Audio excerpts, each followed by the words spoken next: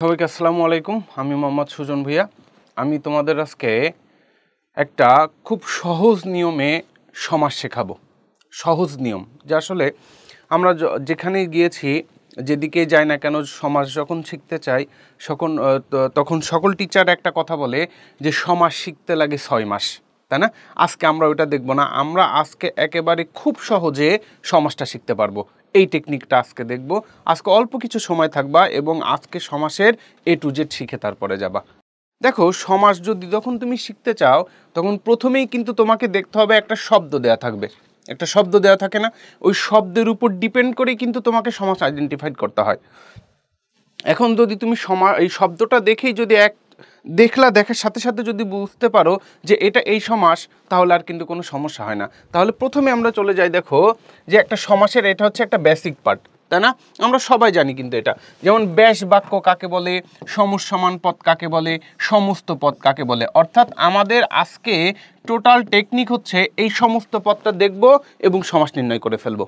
কিভাবে? তাহলে দেখো এই সমস্ত পদটাকে যখন ভাঙবা তখন তুমি পাবে এমন সিংহ চিহ্নিত যে আসন, এটাকে বলা হয় ব্যাস বাক্য। এর দুইটা অংশ থাকে, একটা হচ্ছে পূর্বপদ, একটা মধ্যপদ, একটা হচ্ছে পরপদ। আর টোটাল এইগুলাকে বলা হয় সমসমান পদ। এটা হচ্ছে সমাসের একটা বেসিক পার্ট। এটা জাস্ট একটা বেসিক। আমরা নেক্সট চলে যাই। দেখো, অর্থাৎ একটা ছক, এই ছকটার উপরে ডিপেন্ড করে আজকে আমরা সমাস শিখে যাব। দেখো, আমি প্রথমে বললাম দ্বন্দ্ব সমাস।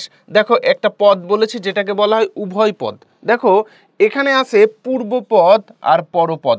এই পূর্বপদ আর পরপদ মিলেই কিন্তু সমস্ত পদ। দেখো, এই পূর্বপদ, তাহলে দ্বন্দ্ব সমাসে বলতেছে উভয় পদ প্রধান, কর্মধারয় সমাসে পরপদ প্রধান, তৎপুরুষে পরপদ প্রধান, বহুব্রীহিতে তৃতীয় পদ প্রধান, দ্বিগুতে পরপদ, অব্যয়ীতে পূর্বপদ আর প্রাদিতে পরপদ। যদি আমি এখানে আইডেন্টিফাই করি তোমাদেরকে বোঝানোর জন্য, দেখো এখানে একটা আছে শুধু পরপদ প্রধান। কয়টাতে? পরপদ প্রধান আছে এই 4টাতে। আর বাকিগুলা দেখো পূর্বপদ, তৃতীয় পদ আর উভয় পদ। তাহলে আমি যদি এই পরপদগুলাকে একটা অংশে ভাগ করে ফেলতে পারি এবং বাকিগুলাকে একটা অংশ ভাগ করে ফেলতে পারি, তাহলে কিন্তু আমি দুইটা অংশ পেয়ে যাচ্ছি। দুইটা অংশ পাচ্ছি না? দেখো, এখানে বলতেছি দ্বন্দ্বস্থে উভয় পদ, এখানে বহুব্রীহিতে তৃতীয় পদ আর অব্যয়ীতে পূর্বপদ, অব্যয়ীভাবে। তাহলে এখন চলে আসো, দেখো বলতেছে দ্বন্দ্ব উভয় পদ প্রধান, বহুব্রীহি তৃতীয় পদ প্রধান, অব্যয়ীভাব পূর্বপদ প্রধান। বলতেছে কর্মধারায় তৎপুরুষ দ্বিগু প্রাদি, এটাকে বলতেছে পরপদ প্রধান। তাহলে এই 4টাকে আমরা একটা অংশ করব আর এই 3টাকে আমরা একটা অংশ করব। তাহলে আমাদের শেষ হয়ে যাচ্ছে কিন্তু, অর্থাৎ সমস্ত পদটা দেখতেছি, দেখে আমরা সমাস নির্ণয় করতেছি। দেখো, তাহলে আমি এই 3টাকে একটা অংশ করে ফেলেছি। দ্বন্দ্বতে বলেছি উভয় পদ প্রধান, আমি বলেছি উভয় পদ প্রধান না, তৃতীয় পদ প্রধান। এখানে বলেছি হচ্ছে কি পদ প্রধান? পূর্ব পদ প্রধান। এটা কোন সমাস? অব্যয়ীভাব সমাস। তাহলে আসো আমরা প্রথমে এখন ভাগ করে ফেলি। 3টাকে আমরা একটা অংশ ভাগ করি। যেমন আমি সবসময় মনে রাখবা, দ্বন্দ্ব সমাস এবং বহুব্রীহি সমাস একটা অপরের বিপরীত সমাস। এটা কখনো এক হয় না, ঠিক আছে? কারণ দ্বন্দ্ব সমাসে বলেছে দেখো উভয় পদ প্রধান, আর বহুব্রীহি সমাসে বলতেছে উভয় পদ প্রধান না, তৃতীয় পদ প্রধান, তাই না? তাহলে আসো আমরা একটু ক্লাসিফিকেশনে যাই। দ্বন্দ্ব সমাসের বিপরীত সমাস বহুব্রীহি সমাস। বহুব্রীহির বিপরীত সমাস দ্বন্দ্ব সমাস, অর্থাৎ একে অপরের বিপরীত।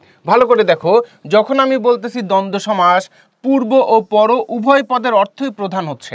এখানে বলতেছে পূর্ব ও পর উভয় পদের অর্থ না নিয়ে তৃতীয় কোনো পদ অর্থ প্রধান হচ্ছে, মানে 3 নাম্বার কোন অর্থকে তুমি প্রধান করবা। আর এখানে পূর্বপদ পরপদ দুইটার অর্থই প্রধান হচ্ছে। কিভাবে? ভালো করে দেখো, আমি বলতেছি ঝড় বৃষ্টি, আমি বলি হাট বাজার, আমি যদি বলি হাত পা, আমি যদি বলি মনে করো চা বিস্কুট, যে শব্দগুলোর দিকে তুমি যদি তাকাও তাহলে ভালো করে দেখো, ঝড় বৃষ্টি। আমি যদি তোমাকে এখন বলি, একজন আসলা, তুমি আমার কাছে এসে বললা যে ভাইয়া বাইরে ঝড় হচ্ছে, তার মানে কি শুধু ঝড় হচ্ছে নাকি সাথে বৃষ্টি ফ্রি? বৃষ্টি কি ফ্রি হচ্ছে? না, শুধু ঝড় হচ্ছে। পরে কি বলতেছে, একজন এসে বলতেছে বৃষ্টি হচ্ছে, তার মানে শুধু বৃষ্টি হচ্ছে। একজন এসে আমাকে বলতেছে ঝড় বৃষ্টি হচ্ছে, তার মানে কি সেখানে দুইটা জিনিসই হচ্ছে, ঝড়ও হচ্ছে বৃষ্টিও হচ্ছে। মনে করো তোমার বাড়িতে গেলাম, তুমি আমাকে চা খাইতে দিলা, তোমার বাড়িতে শুধু চা দিলা, যখন বলবে চা বিস্কুট খাইতে দাও, তার মানে কি চা আলাদা জিনিস, বিস্কিট আলাদা জিনিস, দুইটা আলাদা জিনিস এবং দুইটার অর্থ আলাদা আলাদাভাবে প্রধান হচ্ছে।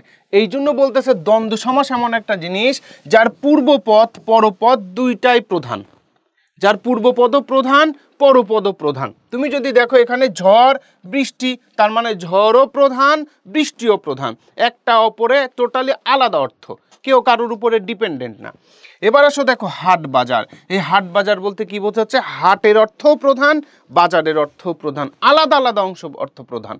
অর্থাৎ পূর্বপদ প্রধান হচ্ছে, পরপদ প্রধান হচ্ছে।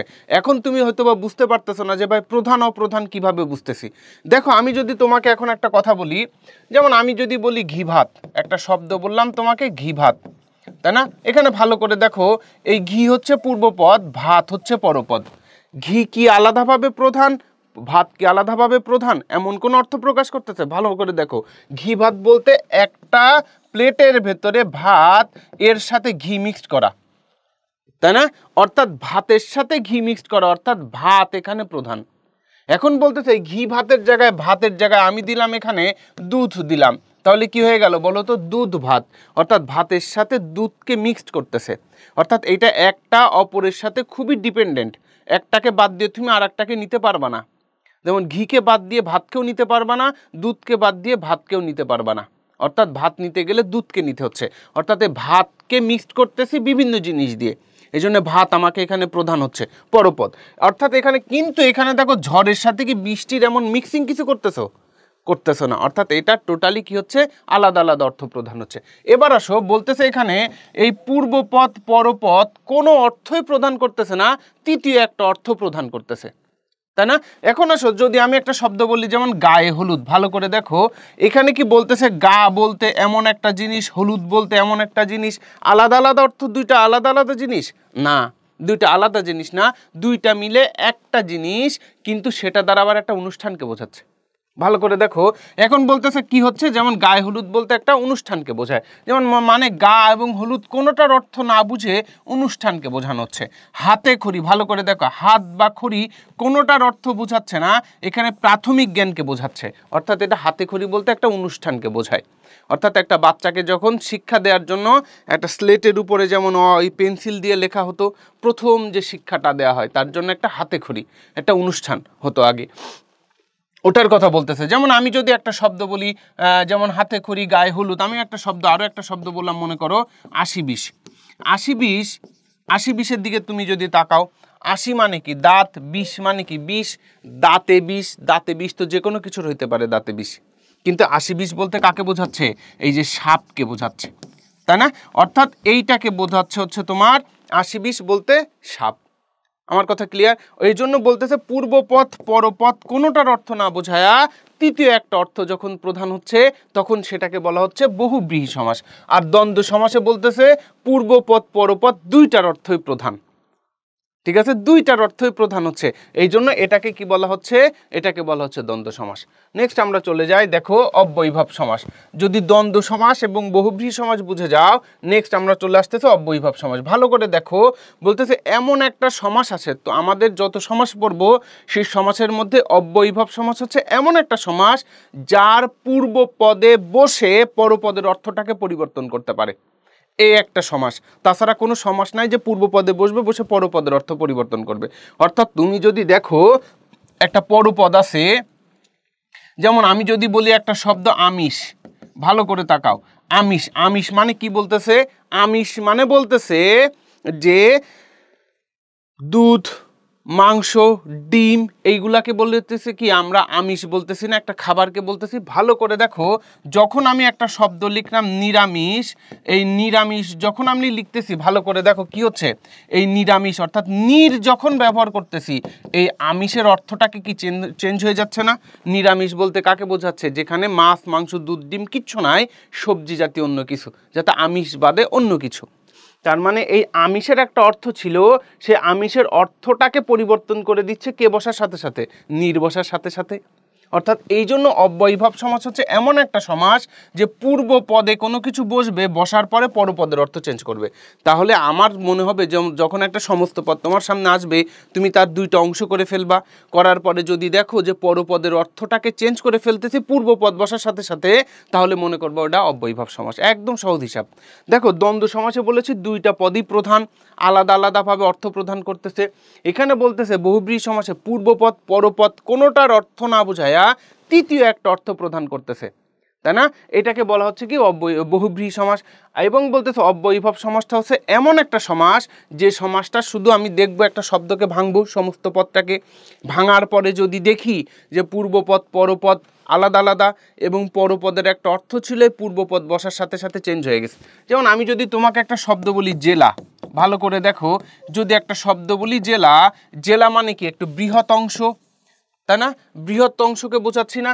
যখন এই জেলার আগে আমি যদি এখন একটা শব্দ বলি উপজেলা, ভালো করে দেখো, এখন যদি বলি একটা শব্দ উপজেলা, তাহলে এই যে উপজেলা কি জেলা বড় না উপজেলা বড়?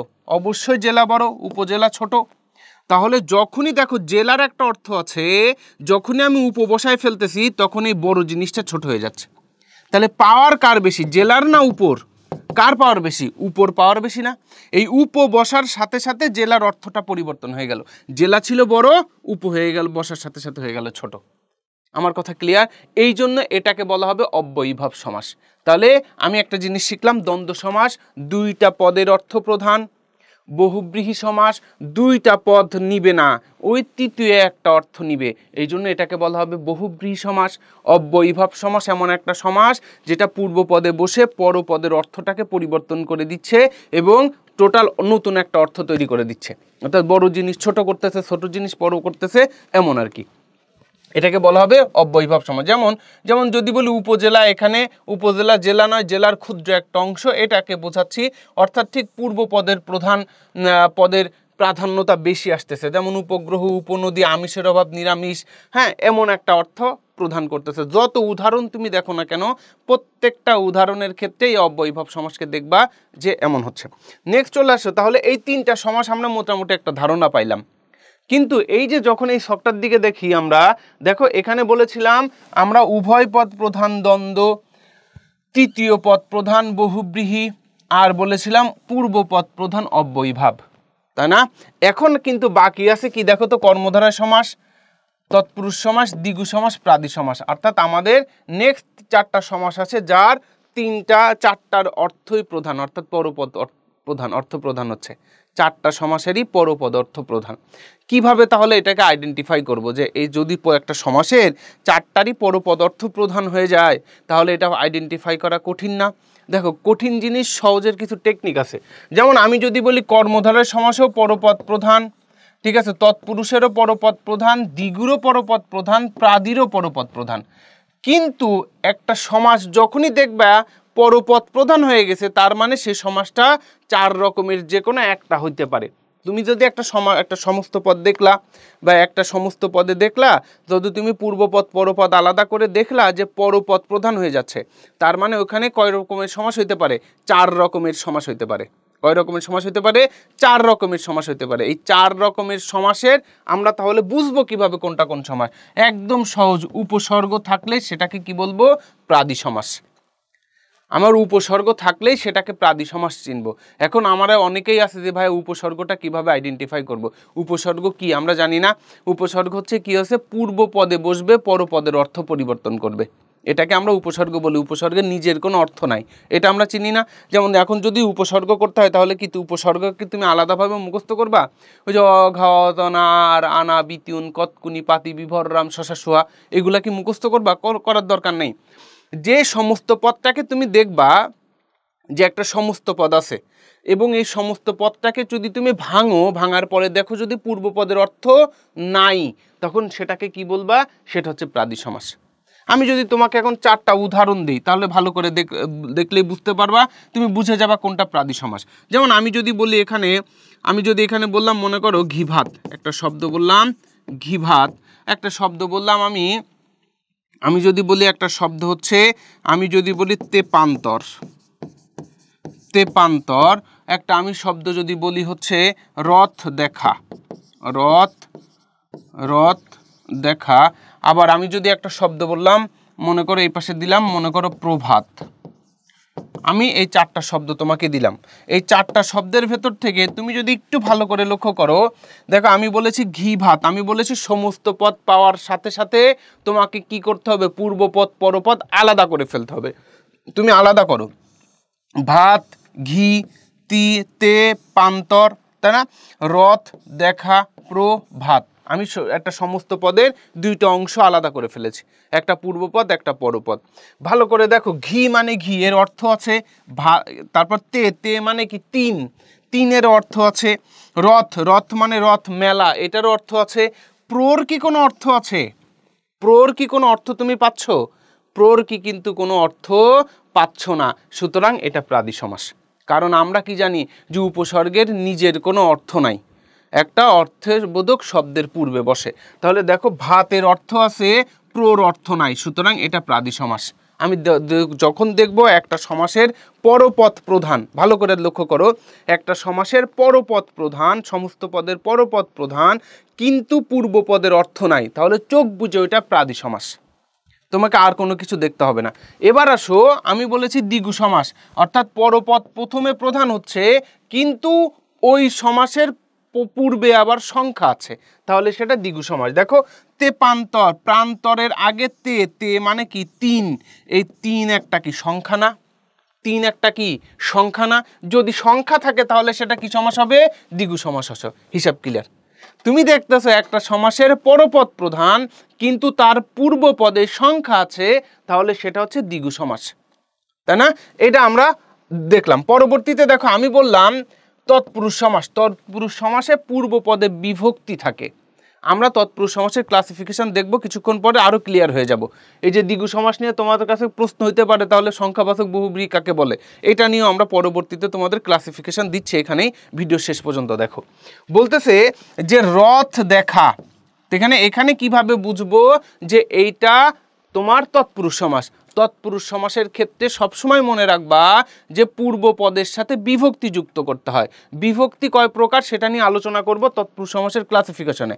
শুধু মনে রাখো, এই যে ঘিকে ভাত, অর্থাৎ দ্বারা দিয়া কর্তৃক হতে থেকেছে, এই যে বিভক্তিগুলো যখন তোমার মাথায় থাকবে, মুখস্থ থাকবে, তখন তুমি যে কোনো পদের সাথে পূর্ব পদের সাথে যুক্ত করে যদি দেখো পরপদের সাথে একটা সম্পর্ক স্থাপন করতে পারতেছো, তখনই সেটা বিভক্তিযুক্ত শব্দ হয়। তাহলে মনে রাখবা তৎপুরুষ সমাসে বিভক্তি থাকে।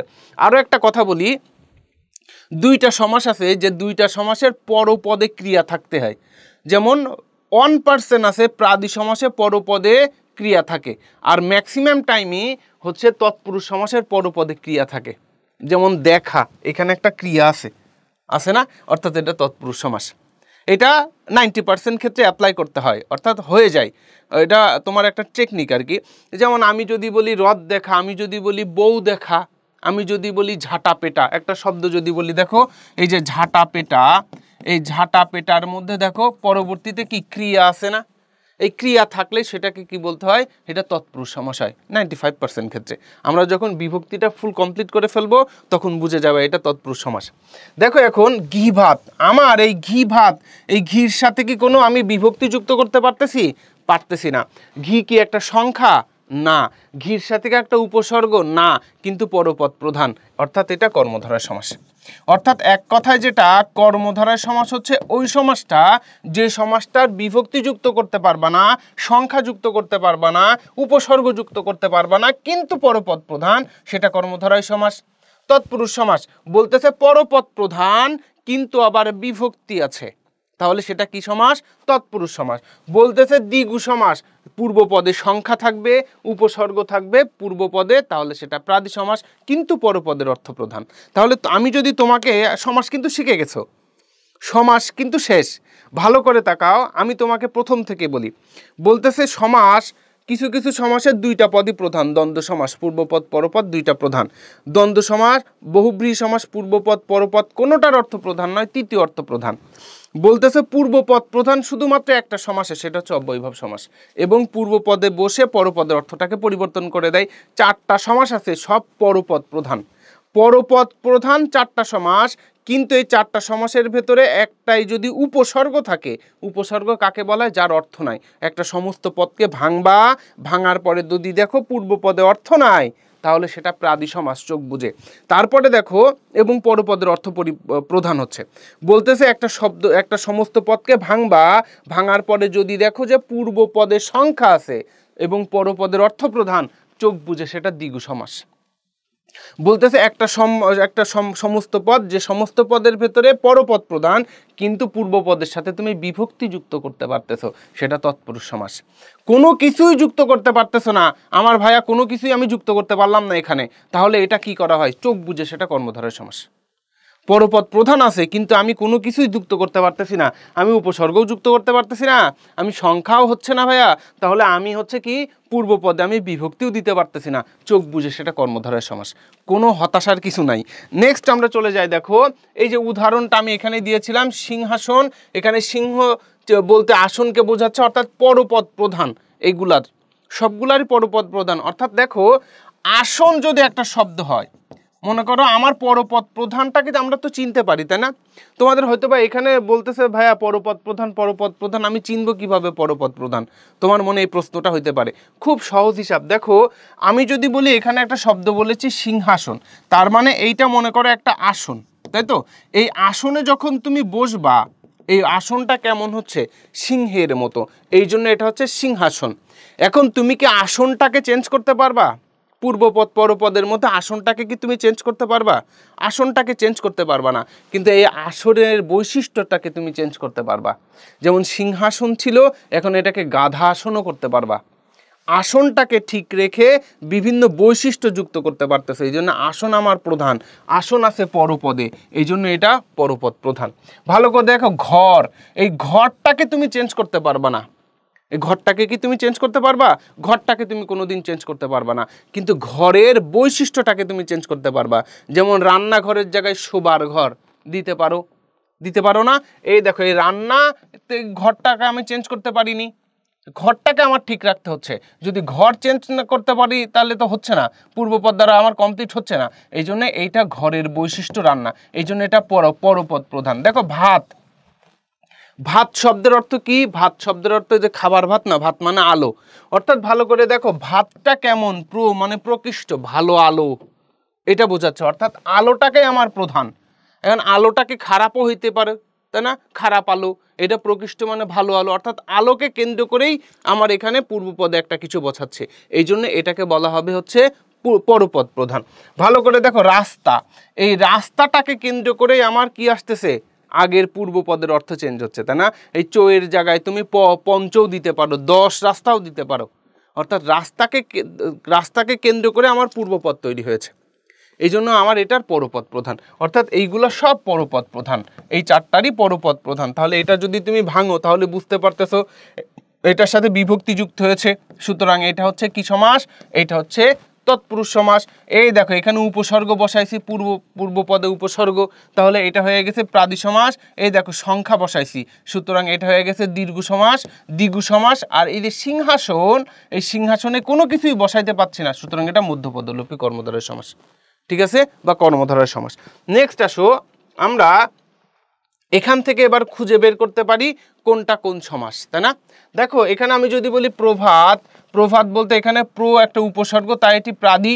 চৌরাস্তা, এখানে চৌ বা চার একটা সংখ্যা, তাই এটা দ্বিগু। এখন আসো সিংহাসন এবং চা বাগান, এই দুইটা তোমরা নিজেরা করো, নিজেরা করে বলো তো কোনটা কোন সমাস হবে। ভালো করে দেখো আমি বলেছি পরপদ প্রধান, এইগুলা সব পরপদ প্রধান, রাস্তা, আসন, বাগান সব করার পরপদ প্রধান। এখন এই দুইটার আমার ক্লাসিফিকেশন করতে হবে। এখন আসো আমি যে কটা বিভক্তি জানি, তোমরা তো বিভক্তি জানোই, কে রে দ্বারা দিয়া কর্তৃক হতে থেকে চেয়ে, তাই না? র এর এ অন্তস্থ তে, হ্যাঁ, কে রে জন্য, এইগুলা যদি থাকে তাহলে সেটাকে বিভক্তি বলে। এখন আমার এই পূর্ব পদে এই বিভক্তিগুলা সব বসাবো, আর এই পূর্ব পদে সব বিভক্তিগুলা বসাবো। যদি বসায়া দেখি যে আমার মিলে যাচ্ছে তাহলে সেটা সে সময় ধরবো। যেমন আমি যদি বলি কে রে দিয়ে ধরি, দ্বিতীয় দ্বারা করি। আমি যদি বলি সিংহকে আসন, সম্ভব? সিংহকে কোনোদিন আসন হয়? আমি এবার আসো সিংহ দ্বারা আসন, সম্ভব? এটা দ্বারা দেয়া কর্তৃক, সিংহ কর্তৃক আসন হবে? এটা হবে না। তুমি যে বিভক্তিটা এখানে বসাও বিভক্তি হবে না। এবার আসো তো চা বাগান দ্বারা যদি করি, আমি যদি বলি চাকে বাগান, হচ্ছে না, কিন্তু যদি বলি চায়ের বাগান হচ্ছে, কিন্তু এ অন্তস্থ র, অর্থাৎ সপ্তমী তৎপুরুষ, অর্থাৎ হচ্ছে না, এটা চায়ের বাগান, চা বাগান এর যুক্ত করা হচ্ছে, সুতরাং এটা তৎপুরুষ সমাস, তাই না? এটা কি সমাস? তৎপুরুষ সমাস। আর যদি কিছুই যুক্ত করতে পারি না আমি এটাকে, তাই না? সুতরাং এটা হচ্ছে কর্মধারয় সমাস। এটাকে কি বলবো? কর্মধারয় সমাস। তাহলে কর্মধারয় সমাস অর্থাৎ সিংহাসন, চা বাগান হচ্ছে তৎপুরুষ সমাস। আমরা ক্লাসিফিকেশনে কিছুক্ষণ পরে দেখতেছি, লাস্ট পর্যন্ত থাকো। দেখো এই দুইটা সমাস খুঁজে বের করতে হবে কোনটা কোন সমাস, তৎপুরুষ না কর্মধারায়। এই কথাটাই আমি উপরে বলেছি, এটা জাস্ট তোমাদের বোঝানোর জন্য আমি এখানে লিখে দিয়েছি। নেক্সট চলে দেখো, উপসর্গ থাকলে প্রাদি, বিভক্তি থাকলে তৎপুরুষ, সংখ্যা থাকলে দ্বিগু, কিছু না থাকলে কর্মধারায়। এই চারটা জিনিস মনে রাখলেই হবে। এইগুলার সব পরপদ প্রধান, এইগুলার সব কি প্রধান? পরপদ প্রধান, মনে থাকে জানি। নেক্সট চলে যাই আমরা একটু, তাহলে নিজেরা সবকিছু যখন জেনে ফেলেছি, তাহলে আসো আমরা একটু প্র্যাকটিস করি যে আসলে হচ্ছে কিনা। এতক্ষণ যে করলাম, তাহলে এটা হচ্ছে কিনা দেখি। ছেলে মেয়ে, দেখো ছেলে মেয়ে, এটা কি পূর্বপদ পরপদ দুইটা কি প্রধান হচ্ছে না? ছেলে মেয়ে মানে কি আলাদা আলাদা অর্থ প্রকাশ করতেছে না? তাহলে এটা কি সমাস হবে? এটাকে বলতে হবে দ্বন্দ্ব সমাস, তাই না? এবার আসো স্বর্গ নরক, ঠিক একই রকম ভাবে স্বর্গ নরক দ্বন্দ্ব সমাস।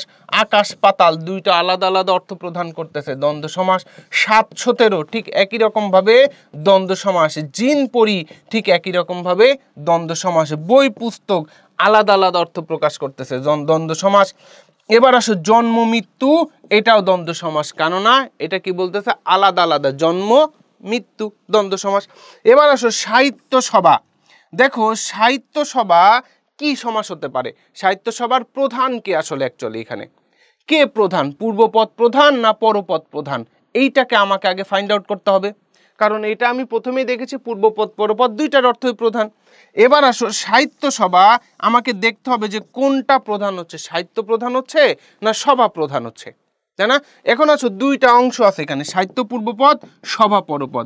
দেখো সভাই আমার প্রধান, কারণ সবার বিষয়বস্তু কি? সাহিত্য। আমার সবাই প্রধান, সবার বিষয়বস্তু হতে পারে রাজনৈতিক। তাহলে সভা না থাকলে তো তুমি এই যে এই সাহিত্য হচ্ছে না রাজনৈতিক হচ্ছে বা অন্য কোনো কিছু হচ্ছে, তুমি এটা বুঝবা না। সুতরাং এই সভাকে কেন্দ্র করেই আমার এই সাহিত্য চলে এসেছে। সুতরাং পরপদ প্রধান, পরপদ প্রধান হইলে কয়টা সমাস হইতে পারে? 4টা সমাস হইতে পারে। সাহিত্য কি উপসর্গ? বাদ, প্রাদি হচ্ছে না। সাহিত্য কি সংখ্যা? না, দ্বিগু হচ্ছে না। তাহলে দুইটা হইতে পারে, কর্মধারায় আর তৎপুরুষ। তৎপুরুষকে সাহিত্যকে সভা সম্ভব, সাহিত্য দ্বারা সম্ভব, সাহিত্য দ্বারা সভা সম্ভব? সম্ভব না। আমি যদি বলি সাহিত্য বিষয়ক সভা, মানে যে সভাটা হচ্ছে সেটা সাহিত্য বিষয় নিয়ে, সুতরাং এটাকে আমি কি বলবো? এটাকে আমি বলবো কর্মধারয় সমাস, কর্মধারয় সমাস। এবার ঠিক রাখো, জলপাত্র ঠিক একই রকম ভাবে আমার পাত্রটাই ডিপেন্ড করতেছে, কারণ পাত্রটা না থাকলে তুমি জল রাখবা কিসে বা তরকারি রাখবা কিসে? পাত্রকে কেন্দ্র করে জলটা হয়েছে। সুতরাং এটা হচ্ছে পরপদ প্রধান। পরপদ প্রধান হইলে এখানে দেখতে হবে পূর্বপদ, তাহলে 4টা সমাস হতে পারে আমার। যখনই দেখবো পরপদ প্রধান, ওখানে 4টা সমাস নিয়ে আসবো। জল কি কখনো উপসর্গ? না। জল কি এখানে কোনো সংখ্যা? তাও না।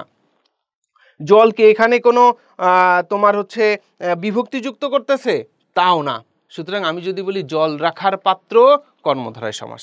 ঠিক একই রকম ভাবে এটা কর্মধারয় সমাস। দেখো তুমি ঘর জামাই, জামাইকে আমার প্রধান, কারণ জামাই যদি না থাকে তাহলে ঘর দেয়া কি করবো নাকি? অর্থাৎ জামাই আমার রাখতে হবে এখানে। সুতরাং এইটা কি সমাস? এইটাও কর্মধারয় সমাস, কারণ এখানে কি থাকতেছে না? এখানে তোমার সংখ্যাও নাই, এখানে তোমার উপসর্গও নাই, এর সাথে কি করা যাচ্ছে না? বিভক্তিও যুক্ত করা যাচ্ছে না। সিঁদুর কৌটা ঠিক একই রকম ভাবে কৌটা প্রধান। এই কৌটাকে উপর ডিপেন্ড করে আমি সিঁদুর রাখতেছি, এখানে আমি মনে করো মশলার কৌটা, তাই না? এটাও করতে পারতেছি। সুতরাং এই কৌটা হচ্ছে আমার প্রধান। কৌটা প্রধান হইলে কি সমাস হইতে পারে? 4টা। তার মধ্যে এখানে আমি বিভক্তিও যুক্ত করতে পারবো না, এখানে আমি কি করতে পারবো না? সংখ্যাও নাই, উপসর্গও নাই। সুতরাং এটা কর্মধারায়। রথ দেখা, দেখো এটা অবশ্যই পরপদ প্রধান, তাই না? পরপদ প্রধান, পরপদ প্রধান হইলে 4টা হইতে পারে। এখন দেখো রথ তো সংখ্যাও না, রথ কি না, উপসর্গও না, তাহলে এখানে আমার কর্মধারায় হতে পারে, তৎপুরুষ হতে পারে। দেখো রথ কি মাঝখানে কোনো কিছু ঢুকাইতে পারতেছি বা কোনো কিছু করতে পারতেছি না, কিন্তু এর সাথে তুমি বিভক্তি যুক্ত করতে পারবা, যেমন রথকে দেখা, অর্থাৎ কে যুক্ত করতে পারলা না, এই যে রথকে দেখা, রথ দেখা। তাহলে এটাকে কি বলা যায়? এটাকে বলতে হবে তৎপুরুষ সমাস। মনে থাকবে তো? এটাকে আমরা বলবো তৎপুরুষ সমাস। ঠিক একই রকম ভাবে মন গড়া, এই যে মন দিয়ে গড়া, তাই না? অর্থাৎ এটাও তৎপুরুষ। তাই না? এটাও তৎপুরুষ। তুমি বিয়ে পাগলা, বিয়ের জন্য পাগলা, আমি তৎপুরুষ, কারণ আমি বিভক্তি জানি। বিলাত ফেরত, বিলাত হতে ফেরত বা বিলাত থেকে ফেরত। বিড়াল ছানা, বিড়ালের ছানা, এটাও তৎপুরুষ সমাস। গাছ পাকা, গাছে পাকা, এটাও তৎপুরুষ সমাস। এই দেখো একটা শব্দ আছে 80-20। 80 মানে আমি আগেই বলেছি 80 মানে দাঁত, 20 মানে বিষ, দাঁত বিষ। এটা বিড়ালেরও দাঁতে বিষ থাকে, একটা কুকুরেরও দাঁতে বিষ থাকে, থাকে না? তাহলে এখানে দেখো পূর্বপদ বলতে দাঁত, বিষ বলতে বিষ।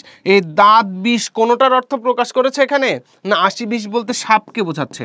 অর্থাৎ এই যে 80-20 বলতে সাপকে বোঝালো, এই জন্য এটাকে কি বলতে হবে? এটাকে বলতে হবে হচ্ছে তোমার বহুব্রীহি সমাস। কারণ পূর্বপদ পরপদ কোনোটার অর্থ না বোঝায়া তৃতীয় সাপকে প্রদান করেছে, সাপের অর্থ প্রদান হয়েছে। এই জন্য এটাকে কি বলতে হবে? এটাকে বলতে হবে বহুব্রীহি সমাস। নেক্সট চলে আসো এক চোখা। এক আর চোখ, এখানে এক চোখা বলতে কি বোঝাচ্ছে? এক চোখ বলতে তো অনেক কিছুই আছে। এই যে আমার এক চোখ এখানে দিলাম, এক চোখ যার আছে সেটাকে এক চোখ। কিন্তু এখানে এক চোখ বলতে কাকে বোঝাচ্ছে? এক চোখ বলতে পক্ষপাতিত্বকে বোঝাচ্ছে।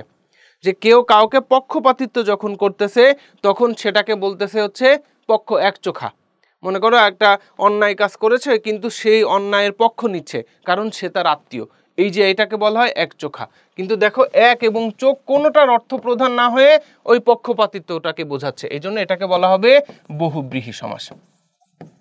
তাহলে দশানন, দশ এবং আনন, দশ মানে দশ, আনন মানে মাথা। তাহলে 10 মাথা বলতে কোনো কিছুর হইতে পারে, যেমন আমার এখানে একটা কলমের 10টা মাথা থাকতে পারে, এটা কি দশানন হবে? দশানন বলতে কাকে বোঝাচ্ছে? রাবণকে বোঝাচ্ছে। সুতরাং এটা বহুব্রীহি সমাস। পূর্বপদ পরপদ কোনোটার অর্থ না বোঝায়া তৃতীয় একটা অর্থ প্রকাশ করতেছে, এই জন্য এটাকে কি বলতে হবে? এটাকে বলতে হবে বহুব্রীহি। শতাব্দী, ঠিক একই রকম ভাবে শতাব্দীর ক্ষেত্রে আসো।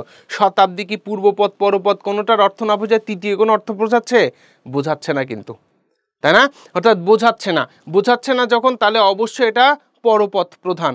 পরপদ প্রধান যদি হয়, পূর্বপদের শত মানে 100 আছে, সুতরাং এটা দ্বিগু সমাস। আমি বলেছি পূর্বপদের সংখ্যা থাকলেই সেটা কি সমাস হয়? দ্বিগু সমাস। কিন্তু আবার পরপদের অর্থটাও প্রধান হতে হবে।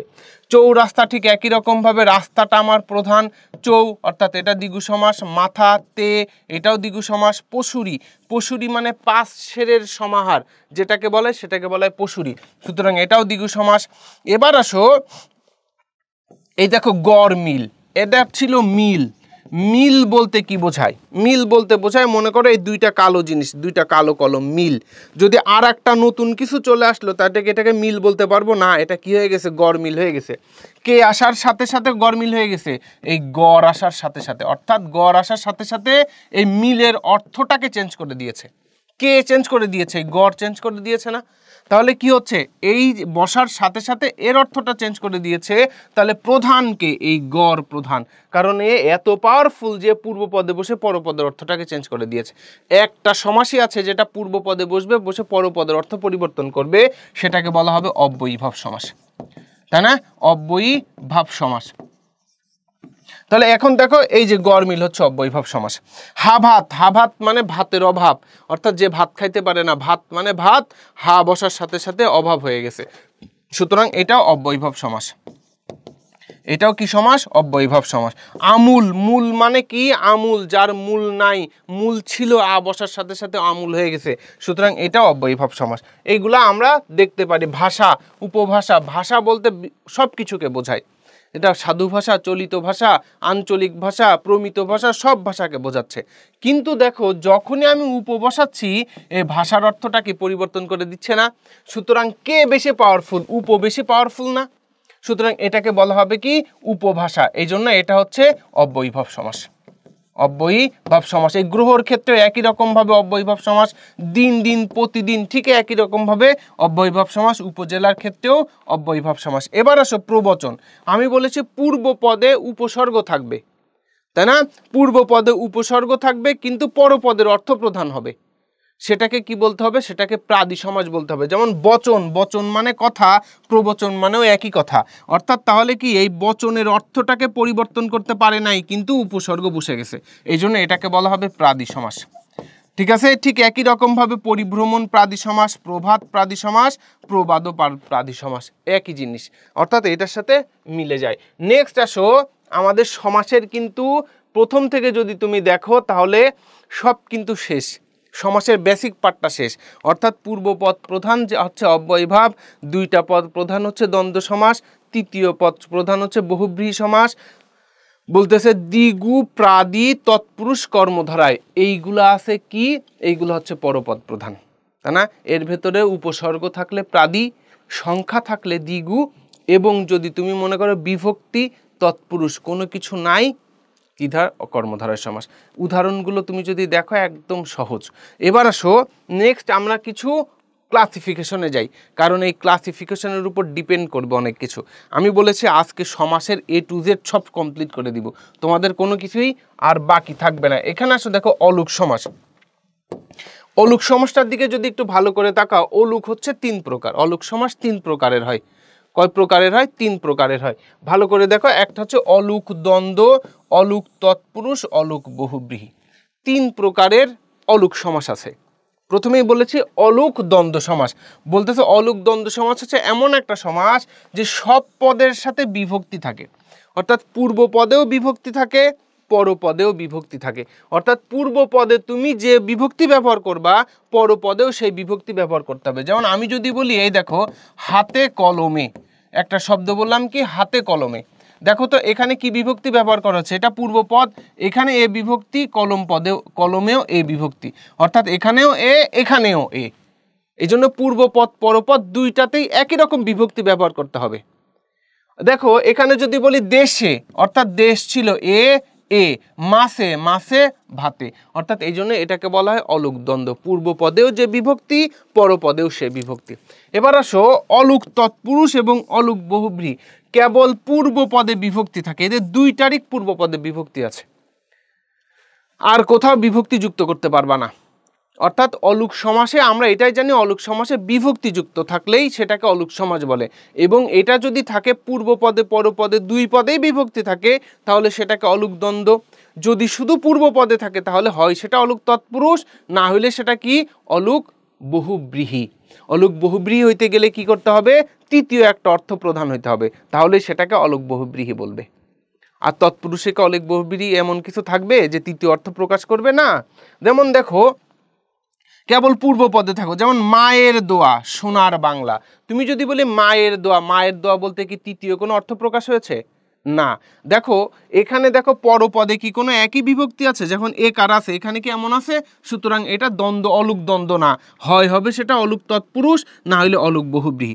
দেখো সোনার বাংলা, এখানে কি আছে? র, এটাও কি বাংলার র ব্যবহার করেছি? না, পূর্বপদ পরপদ আলাদা বিভক্তি, শুধু পূর্বপদে বিভক্তি। তাহলে মায়ের দোয়া দ্বারা তৃতীয় কোনো অর্থ প্রকাশ করতেছে না, সোনার বাংলা দ্বারা তৃতীয় কোনো অর্থ প্রকাশ করতেছে না। যদি তৃতীয় কোনো অর্থ প্রকাশ না করে তাহলে সেটাকে কি বলতে হবে? সেটাকে বলতে হবে অলুক তৎপুরুষ। হাতে কলমে গায়ে হলুদ, অর্থাৎ গায়ে হলুদ বলতে কি বোঝাচ্ছে? তৃতীয় একটা অর্থ প্রদান করতেছে, পূর্ব পদে বিভক্তি আছে এ, এই যে এ, পূর্ব পদে বিভক্তি, পূর্ব পদে বিভক্তি, কিন্তু কি করতেছে বলতো? তৃতীয় একটা অর্থ প্রধান হচ্ছে। গায়ে হলুদ বলতে কি বোঝাচ্ছে? একটা অনুষ্ঠানকে বোঝাচ্ছে, হাতে কলমে বলতে একটা অনুষ্ঠানকে বোঝাচ্ছে, এই জন্য এটাকে কি বলতে হবে? অলুক বহুব্রীহি সমাস। আমার কথা কি বুঝতে পারছো? একদম সহজ হিসাব। নেক্সট আমরা চলে যাই বহুব্রীহি। আমরা অলুক শেষ, কিন্তু যত রকমের অলুক আছে সব শেষ। এবার আসো দেখো বহুব্রীহি সমাসের প্রকারভেদ।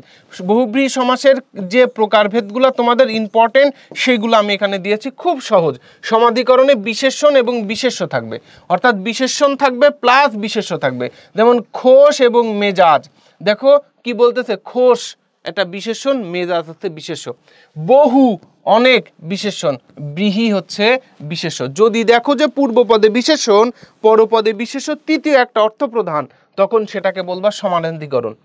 যেমন বহুব্রীহি বলতে বহু ধান আছে যার, কাকে বোঝাচ্ছে? একটা ধান আলা ব্যক্তিকে বোঝাচ্ছে, অর্থাৎ বড় লোক কাউকে বোঝাচ্ছে, তাই না? নেক্সট আমি চলে যাই ব্যাধিকরণ। কোনো বিশেষণ থাকবে না, এখানে কোনো বিশেষণ নাই। যেমন 80-20, 80 মানে দাঁত, 20 মানে বিষ, এখানে দুইটাই বিশেষ্য, তাই না? 80-তে 20 জার মানে দাঁতে 20 জার, তাহলে এখানে দুইটাই বিশেষ্য বোঝাচ্ছে, সুতরাং এটাকে কি বলতে হবে? ব্যাধিকরণ। মধ্য পদলোপী মাঝের ব্যাখ্যামূলক অংশ লোপ পাবে, মাঝের ব্যাখ্যামূলক অংশটাকে লোপ পাওয়া দাও। যেমন হচ্ছে কি ময়ূরাক্ষী, অর্থাৎ কমলাক্ষ, অর্থাৎ এগুলার যখন আমার কি করতে হবে?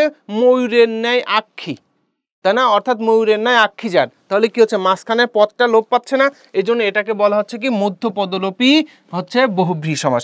ব্যতিহার, দেখো একাধিক ব্যক্তির, শুধু ব্যক্তির মিলিত কাজ, এখানে ব্যক্তি থাকবে, অন্য কোনো কিছুই থাকবে না, ব্যক্তি যখনই থাকবে তখন সেটা ব্যতিহার।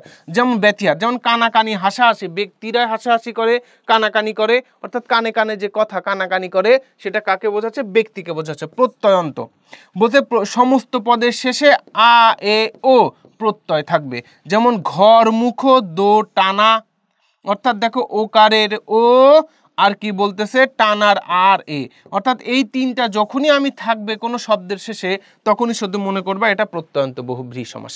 একদম সহজ না হিসাব?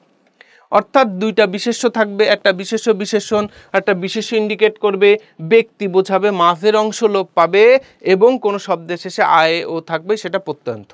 শেষ কথা, একদম শেষ, একদম সহজ হিসাব, এটাকে বলবে। এবার চলে আসো, কিছু পার্থক্য দেখবো আমরা সমাসের, কিছু পার্থক্য দেখব। ওই যে প্রথমে বলেছিলাম না যে বিভক্তি থাকতেছে, এটা হচ্ছে দ্বিগু সমাস, সংখ্যা থাকতেছে, এই পার্থক্যগুলো একটু দেখব। দেখো নয় তৎপুরুষ সমাস এবং নয় বহুব্রীহি সমাস, ভালো করে দেখো। সমস্ত পদে বিশেষণ থাকবে, কিন্তু বলতেছে সমস্ত পদে বিশেষ্য থাকবে এবং সেই অর্থ প্রকাশ করলে সেটাকে নয় বহুব্রীহি। দেখো, এবং লাস্টের একটা অংশটা একটু আগে পড়ায় দেই আমি, বলতেছে এটা দ্বারা নয় অর্থ প্রকাশ করলে তৎপুরুষ, নেই অর্থ প্রকাশ করলে বহুব্রীহি। ভালো করে দেখো, যেমন নয় আচার অনাচার, এটা সমস্ত পদে বিশেষণ, অনাচার আমার একটা বিশেষণ বোঝাচ্ছে, তাই না? এবার আসো নয় ক্ষত অক্ষত, নয় বিশ্বাস অবিশ্বাস। আমি কিন্তু বহুব্রীহি সমাসের আগেই বলেছি তৃতীয় একটা অর্থ প্রধান হচ্ছে, তৃতীয় একটা অর্থ কিন্তু প্রধান হলে আমরা বুঝে যাচ্ছি আসলে যেটা নয় বহুব্রীহি না নয় তৎপুরুষ। তারপরও আমি ক্লাসিফিকেশনটা দেখো, নেই অরিস যার বেঅরিস, এখানে বলতেছে যে বিশেষ্য থাকবে, বিশেষ্য বোঝাইলেই কিন্তু আবার নেগেটিভ অর্থ প্রকাশ করলেই সেটাকে কি বলবে, নয় বহুব্রীহি। যেমন নেই ভুল যার নির্ভুল, অর্থাৎ নেই অর্থ প্রকাশ করেছে আর একটা নয় অর্থ প্রকাশ করেছে। একটা যদি বিশেষণ থাকবে, একটা বিশেষ্য থাকবে, একদম সহজ হিসাব। বিশেষণ থাকলেই নয় তৎপুরুষ, বিশেষ্য থাকলেই সেটা নয় বহুব্রীহি, অর্থাৎ নয় অর্থ প্রকাশ করবে হচ্ছে তো নয় তৎপুরুষে, নেই অর্থ প্রকাশ করবে বহুব্রীহিতে, একদম সহজ হিসাব। নেক্সট চলে যায় দ্বিগু এবং সংখ্যাবাচক বহুব্রীহি। দেখো ওই যে আমি বলেছিলাম সংখ্যা থাকলেই দ্বিগু হয় পূর্ব পদে, কিন্তু এই যে বহুব্রীহি সমাসের একটা ক্লাসিফিকেশন আছে যেটা হচ্ছে সংখ্যাবাচক বহুব্রীহি। ভালো করে দেখো, বলতেছে সংখ্যা থাকবে, এটা ভালো করে দেখো, সংখ্যা থাকবে প্লাস বিশেষ্য থাকবে, সমাহার সমষ্টি বা মিলন থাকবে, সমস্ত পদ বিশেষ্য। সমস্ত পদ যদি বিশেষ্য হয়, অর্থাৎ এই যে সমস্ত পদ যদি বিশেষ্য হয় তাহলে সেটা দ্বিগু, বলতেছে সমস্ত পদ বিশেষণ হলে, সমস্ত পদ কি থাকবে, সমস্ত পদ কি থাকবে, বিশেষণ হবে, সমস্ত পদ দ্বারা বিশেষণ বোঝাবে। সমস্ত পদ বিশেষণ হইলে সংখ্যাবাচক বহুব্রীহি, আর সমস্ত পদ বিশেষ্য হইলে দ্বিগু। এবং বলতেছে পূর্ব পদের সংখ্যা, অবশ্যই সংখ্যা। এই দেখো চৌরাস্তা, চৌরাস্তা বলতে একটা রাস্তা, এই চৌরাস্তা এটা নিজে একটা বিশেষ্যের কাজ করেছে, চৌরাস্তায় দাঁড়িয়ে আছি, চৌরাস্তা একটা বিশেষ্য। বলতেছে কি চৌচালা, এই চৌচালা কি বলতেছে, চৌচালা বলতে একটা ঘরকে ইন্ডিকেট করতেছে না, অর্থাৎ চৌচালা ঘর, অর্থাৎ চৌচালা একটা বিশেষণের কাজ করেছে। সুতরাং এইটা ঠিক একই রকম ভাবে 10 গজি 4 হাতি তে পায়া দশানন, এইগুলা দ্বারা কি বোঝাচ্ছে, বিশেষণের কাজ করতেছে। ঠিক একই রকম ভাবে তেপান্তর শতাব্দী তে কাল ত্রিফলা, এগুলো সবকিছু দ্বারা কি বোঝাচ্ছে, একটা বিশেষ্যকে ইন্ডিকেট করতেছে। অর্থাৎ যখনই তোমাকে দ্বারা তুমি দেখবা যে একটা সংখ্যাবাচক শব্দ, সংখ্যাবাচক শব্দের আমি তৃতীয় পদ দ্বারা একবার প্রথমে আলাদা করে ফেলতেছি যে তৃতীয় একটা অর্থ প্রদান করতেছে, তৃতীয় একটা অর্থ প্রদান হচ্ছে, আবার সেটা যদি আবার দেখো বিশেষণের কাজ করতেছে তাহলে সেটাকে বলবা সংখ্যাবাচক বহুব্রীহি, আর যদি বিশেষের কাজ করে তাহলে সেটা দ্বিগু সমাস, একদম সহজ হিসাব। নেক্সট আমরা চলে যাব কর্মধারয় সমাসের প্রকারভেদ। আমরা কর্মধারয় সমাস চিনেছিলাম কিভাবে, পরপদের অর্থ প্রধান, তাই না? আমরা এটা বলেছিলাম না পরপদের অর্থ প্রধান হবে, এবং আমি আরো একটা কথা বলেছিলাম যে সমাসে পরপদের অর্থ প্রধান এবং কোনো কিছুই যুক্ত হবে না, তখন সেটাকে কি বলবে, তখন সেটাকে বলবে হচ্ছে কর্মধারয় সমাস। কর্মধারয় সমাস 4 প্রকার, মধ্যপদলোপী, উপমান, উপমিত আর রূপক। দেখো পদলোপী বলতে বলতেছে মাঝের ব্যাখ্যামূলক অংশটাকে লোপ পাবে। মাঝের যে একটা ব্যাখ্যামূলক অংশ থাকবে সেটা লোপ, অর্থাৎ বড় একটা অংশ, শুধু একটা পদ না কিন্তু বড় একটা অংশ থাকবে সেটা লোপ। এবার বলতেছে সত্য তুলনা, বিষয়ের তুলনা বোঝায়, অর্থাৎ সমস্ত পদ যেটা থাকবে সে, ভালো করে তাকাও একটু, সমস্ত পদ পূর্ব ও পর, পূর্ব ও পর এই দুইটা পদ দ্বারা সত্য বোঝাবে। বলতেছে এবার আসো, পূর্ব ও পর এটা দ্বারা মিথ্যা বোঝাবে। এটা দ্বারা কি বোঝাবে? মিথ্যা বোঝাবে। যদি দেখো সত্য বোঝাচ্ছে তাহলে সমস্ত পদ দ্বারা সত্য বোঝাচ্ছে, তাহলে সেটা উপমান, এবং বলতেছে মিথ্যা বোঝাইলে সেটা উপমিত। উপমিত যেটা মিথ্যা তার ন্যায় শেষে, এবং যেটা সত্য তার ন্যায় মাঝে। লাস্টে বলতেছে দেখো রূপক, পূর্বপদ ধরা দেখা ছোঁয়া যাবে না। রূপ শব্দটি কি বসবে? মাঝে বসে। একদম সহজ হিসাব। আসো আমরা একটু উদাহরণে চলে যাই। যেমন আমি তোমাকে এখানে উদাহরণ নিচে অনেকগুলাই পাবো, তো আমি একটু এখানে দিয়ে যাই। আমি যদি মূলত 3টার কথা যদি বলি, দেখো আমি যদি বলি বরফ শীতল, একটা শব্দ বললাম বরফ শীতল। আবার আমি যদি বলি একটা শব্দ বললাম নয়ন পদ্ম। আবার আমি একটা শব্দ বলি ভব নদী। দেখো এই 3টা সমাস এখানে আছে, উপমান, উপমিত, রূপক। তুমি যদি একটু ভালো করে লক্ষ্য করো, আমি বলেছি পূর্বপদ পরপদ যদি সত্য হয়, অর্থাৎ এই দেখো বরফ আমার পূর্বপদ, শীতল আমার পরপদ। বরফ কেমন হয়? বরফ কি কখনো গরম হয়? বরফ সবসময় ঠান্ডা হয় না, শীতল হয় না। তাহলে এইটা কি একটা সত্য ঘটনা না? যখনই সত্য থাকবে তখন সেটা কি হবে? উপমান। এই যে উপমান।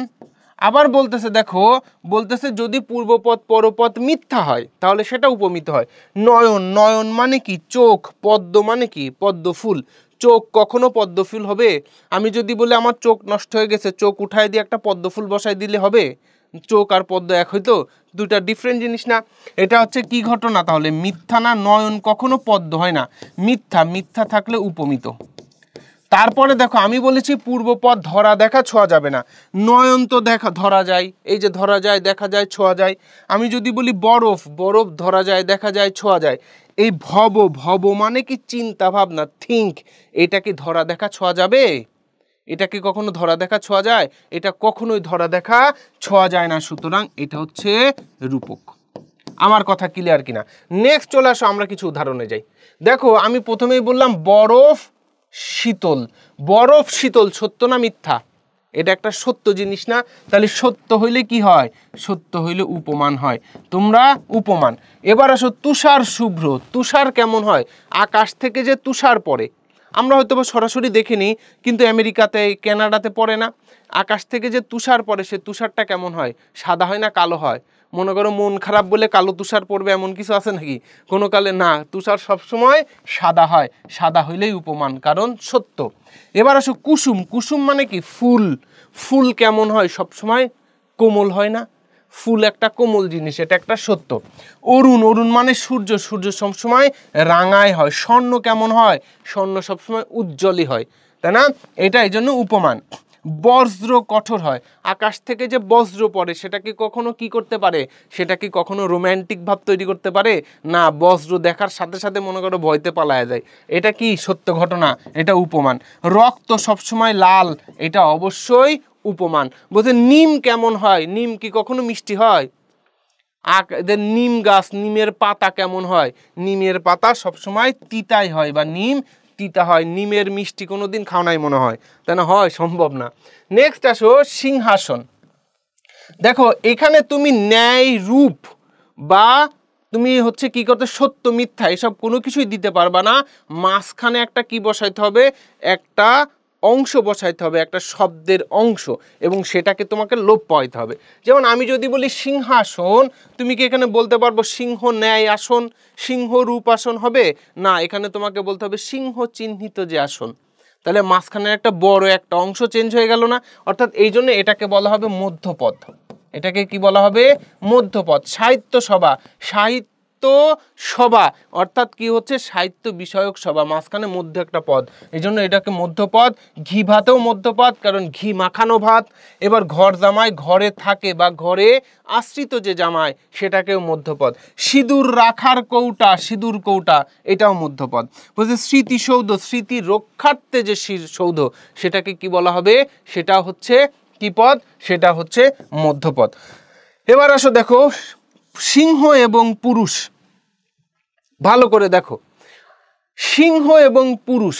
সিংহ কি কখনো পুরুষ হতে পারে? আমি কি পুরুষ, আমি কি কোনো অ্যাঙ্গেলে সিংহ নাকি? সিংহ না, অর্থাৎ পূর্বপদ পরপদের ভেতরে এটা কি বোঝাচ্ছে, একটা মিথ্যা বোঝাচ্ছে। মিথ্যা বুঝাইলে সেটা হয়ে যাবে উপমিত।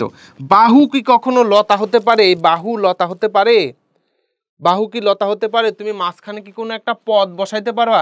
বাহু বিষয়ক লতা, বাহুর দ্বারা নির্মিত লতা হবে না, অর্থাৎ তুমি মধ্যপদলোপী করতে পারবা না।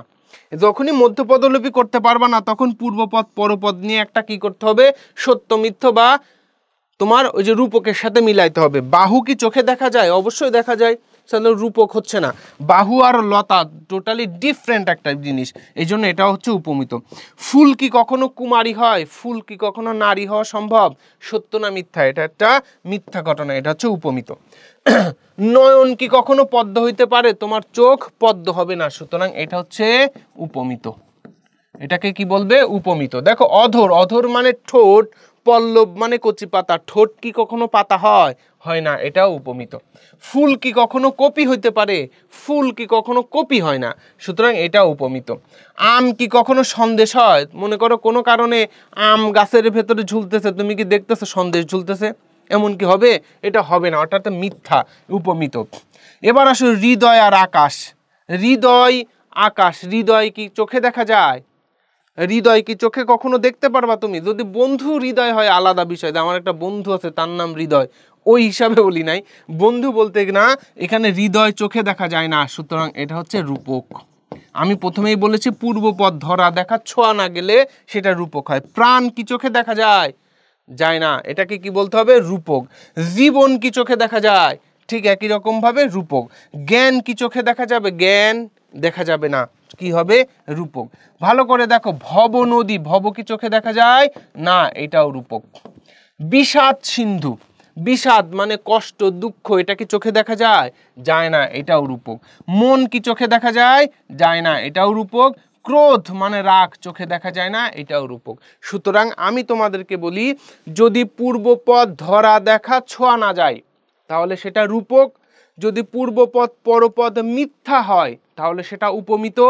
যদি পূর্বপদ পরপদ সত্য হয় তাহলে সেটা উপমান। এবং দেখতেছো পূর্বপদ পরপদের মধ্যে একটা মিল বোঝাইতে গেলে মাঝখানে একটা শব্দ বা কতগুলা শব্দ সমষ্টির প্রয়োজন হচ্ছে, তখন সেটা মধ্যপদলোপী। একদম সহজ হিসাব কর্মধারয় সমাসের। এখন আসো আমরা তৎপুরুষ সমাসটাকে একটু দেখি। তৎপুরুষ সমাসে আমি বলেছিলাম বিভক্তি লোপে যে সমাস হয় তাহলে তখন সেটা কি বলা হয়? তৎপুরুষ সমাস বলা হয়। ভালো করে দেখো তৎপুরুষ সমাস 9 প্রকার। বিভক্তি আমরা জানি, বিভক্তি লোপে যে সমাস হয়, বিভক্তি হচ্ছে প্রথমা থেকে সপ্তমী পর্যন্ত, তাই না? কিন্তু আমাদের প্রথমা বিভক্তি দ্বারা কোনো সমাস হয়নি, এই জন্য ওটা বাদ। আমরা চলে যাব দ্বিতীয়া থেকে। দেখো দ্বিতীয়া তৎপুরুষ সমাস, দ্বিতীয়া তৎপুরুষ সমাস কে এবং রে থাকবে, যেমন বউকে দেখা, বউ দেখা, দ্বিতীয়া তৎপুরুষ সমাস।